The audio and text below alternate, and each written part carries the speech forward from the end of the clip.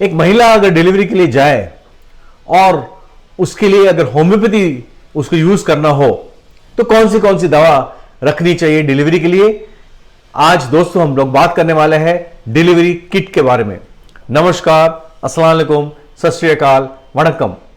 Delivery kit, बहुत सारी homeopathic दवाएं हैं जो एक डिलीवरी को आसान बनाती है और बच्चा पैदा करने का इजी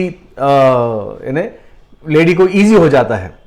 दोस्तों जो भी दवा बताता हूं प्लीज अपने होम्योपैथ से कंसल्ट करके लेंगे।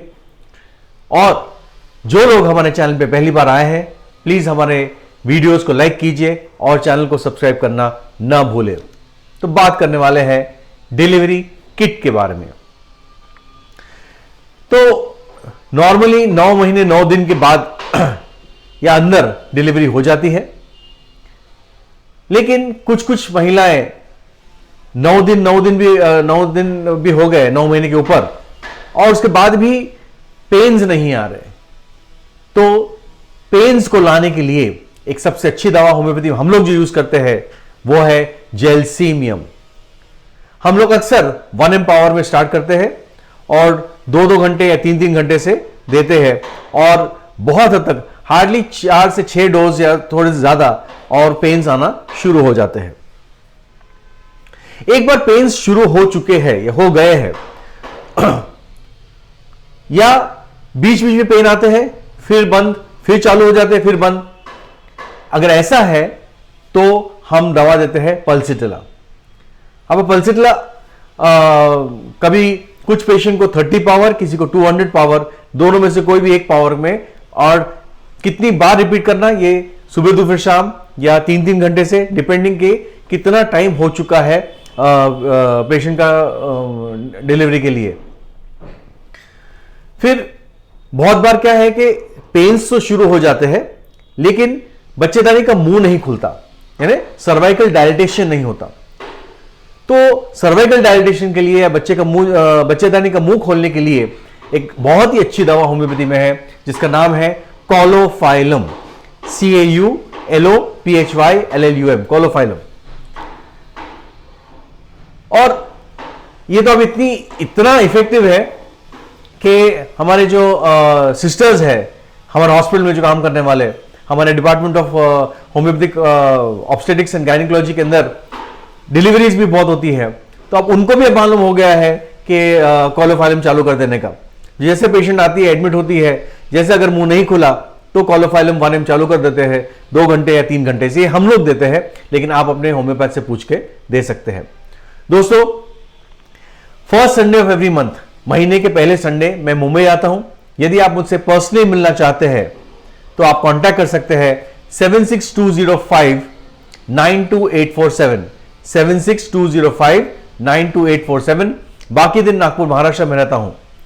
और अगर आपको कांटेक्ट करना है तो कांटेक्ट कर सकते हैं 9307965618 पे। दिसंबर के अंदर हम लोग स्कूल रखने वाले हैं, एक होम्योपैथिक विंटर स्कूल आपको सिखाने के लिए। अगर आप इंटरेस्टेड है 18 से लेकर 25 दिसंबर तो आप ज्वाइन कर सकते हैं, लेकिन उसके लिए रजिस्ट्रेशन करना पड़ेगा 9307965618 पे। आगे बढ़ते हैं डिलीवरी किट के। तो पेन शुरू हो गया और मसल कॉन्ट्रैक्शन हो गए, आगे ही नहीं बढ़ रहा है, मतलब बच्चे का जैसे फीमेल का बच्चेदानी कांटेक्ट होती है, मसल कांटेक्ट होते हैं, तो बच्चा धीरे धीरे धीरे नीचे की तरफ खिसकता है और उसका सिर पहले रहता है, बाद में पैर, तो सिर धीरे धीरे बच्चेदानी का मुंह खोलता है और फिर बाहर निकलता है। बट अगर प्रोग्रेस अटक गया तो पेशेंट को बहुत शिद्दत का दर्द होता है पेशेंट को, एंड उस महिला को हमको देना पड़ता है वाइबर्नम। अब डिपेंडिंग, अगर बहुत सीवियर पेन है तो हम लोग कई बार 10M and 50M पोटेंसी में जा सकते हैं, या LM पोटेंसी 0/10, 0/11, 12, 13, इसको 10-10, 15-15 मिनट में या 1-1 घंटे में देना पड़ता है, जब तक वो इनर्शिया, हम उसको यूट्राइन इनर्शिया बोलते हैं, ये ना हो और खत्म ना हो और बच्चे का प्रोग्रेस वापस शुरू ना हो जाए। नहीं तो फिर हमारे पास दूसरा चारा वही रहता है कि उसको LSCS किया जाए, सी सेक्शन किया जाए। एक बार डिलीवरी हो गई और अब नाल जो है प्लेसेंटा है वो निकल ही नहीं रही, बहुत ट्राई किया, निकल नहीं रही। तो इसके लिए दवा है सीकल कॉर।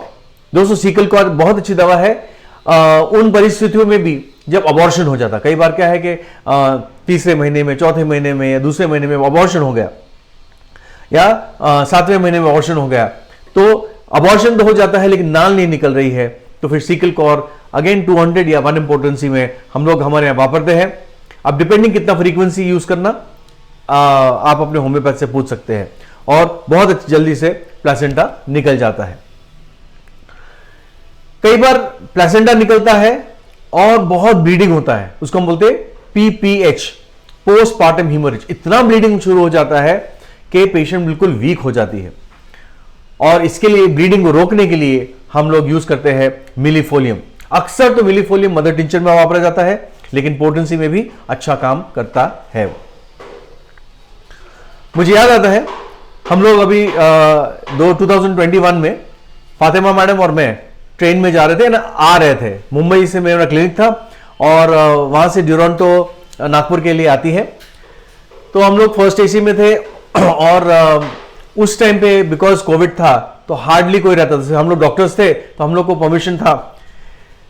तो अराउंड 8:10 को या 8:15 बजे स्टेशन से निकली ट्रेन, और 8:45 बजे TT साहब आए हमारे चेंबर में, बोले कि आप लोग डॉक्टर्स हैं तो एक पेशेंट को जरूरत है। तो हम लोग गए बाहर, तो बाथरूम के पास एक लेडी लेटी हुई थी और पूरा पूल ऑफ ब्लड था, इतना ब्लीडिंग हुआ था, और वो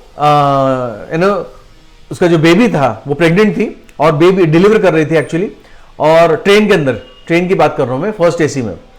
तो आधा बच्चा बाहर और आधा अंदर, एंड ये काफी टाइम से था, मतलब वो ट्रेन में आ चुकी होगी जल्दी से, एंड किसी ने नोटिस ही नहीं किया होगा, कोई बाथरूम के पास गया ही नहीं उस टाइम पे।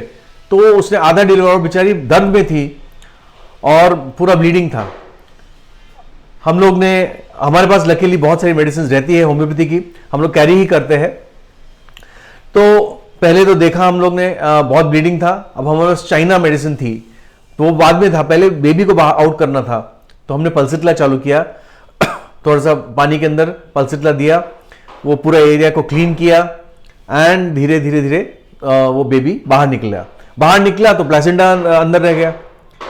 लकीली हमारे पास सीकल कॉर भी थी, और नॉर्मली सीकल कॉर इमरजेंसी किट में हम लोग कैरी नहीं करते, बट उस टाइम थी हमारे पास, वो दिया तो नाल भी बाहर निकल गई। लेकिन ब्लीडिंग का क्या करें, अब हमारे पास मिलीफोलियम थी नहीं, तो हमने चाइना दिया, और चाइना हर 10-10, 15-15 मिनट में, अब तब तक इगतपुरी पहुंच गए थे हम लोग, और इगतपुरी में पेशेंट, ऑफकोर्स बेबी जो बॉर्न हुआ वो बच नहीं पाया, बिकॉज बहुत देर से वो आधा बाहर था और आधा अंदर था, एंड ऐसी कंडीशन में वो डिलीवरी अटक गई थी। दोस्तों कभी ऐसी इमरजेंसी आ जाती है, बट सही ड्रग्स अगर हो तो शायद जान बच जाए। कभी कभी पेशेंट इतनी थक जाती है डिलीवरी के बाद कि वो थकावट की वजह से बिल्कुल इन्हें डाउन हो जाते हैं, और इसके अंदर चाइना देना पड़ता है। चाइना मदर टिंचर दे सकते हैं या लो पोटेंसी 6 या 30, उसका रिपीटेशन भी कर सकते हैं। एक ग्लास पानी में एक एक सिप आप ले सकते हैं, जब तक वो एग्जॉस्टिक फीलिंग नहीं आ जाती, यानी खत्म नहीं होती। कई सारी महिलाओं का बच्चेदानी अगर का मुंह छोटा हो तो एक कट डालते हैं जिसको बोलते हैं एपिजियोटॉमी, और वो कट की हीलिंग के लिए हम लोग देते हैं आर्निका। आर्निका भी दे सकते हैं या कैलेंडुला भी दे सकते हैं, दोनों में हम लोग आर्निका भी यूज कर सकते हैं या कैलेंडुला 200 1 पोटेंसी में उसको रिपीट भी कर सकते हैं। और कई बार डिलीवरी के बाद पेशाब रुक जाती है उस महिला की, और बहुत मुश्किल हो जाता है फिर कि यूरिन ही नहीं होती है, तो यूरिन रिटेंशन के लिए हम लोग दवा देते हैं एकोनाइट। अगर बहुत दर्द भी हो तो फिर एकोनाइट ना देते हुए हम लोग स्टेफिसिग्रा भी दे सकते हैं। अगेन 1M या 10M पोटेंसी, मैक्सिमम 1 या 2 बार रिपीटेशन करना पड़ता है 2 घंटे में। दोस्तों ये था डिलीवरी किट और कुछ दवाइयां जो हम लोग यूज करते हैं। यदि आपको कोई प्रश्न हो तो वीडियो के नीचे पूछ सकते हैं, और इंस्टाग्राम पे मैं आदिल होम्यो सेंटर के नाम से हूं, वहां पर आप मुझे फॉलो करेंगे और वहां भी आप पूछ सकते हैं। Thank you very much.